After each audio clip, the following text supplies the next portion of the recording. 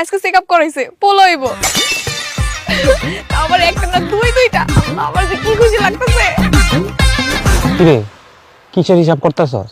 শ্বশুরের সম্পত্তির হিসাব করতেছি। আচ্ছা, আমার শ্বশুর যদি মাইয়া মানে আমার যদি শালি হয় তাহলে তো সম্পত্তি অর্ধেক অর্ধেক ভাগ হইব না? হ্যাঁ, তোর শ্বশুরের দুইটা পুকুর, একটা পাইব তোর বউ আর একটা পাইব তোর শালি। আর ওই যে পুক পাশে যে বাগান তৈরি আছে ওটা তো অর্ধেক অর্ধেক। ওটা তো অর্ধেক অর্ধেক কি হইব? শালি দুনিতে আইতে পারস না, ভাগবো আইবি। আচ্ছা, একটা বিষয় আমার মাথার ভিতর ঘুরতাছে।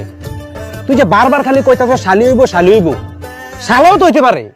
তা শালা হইলে সমস্যা কি? আমার তো সমস্যা ভাগ নিয়া, ভাগ তো অর্ধেক অর্ধেক হইব। শালা শালি ওইসব আমার দেওয়ার বিষয় না, এটা হইলেই হইছে। কইছে নি তোরে কইছে কেডা? তোর যদি শালা হয় তো শালাই তো সব সম্পত্তি পাইবো, আর তোর বউ পাইবো কানা করি।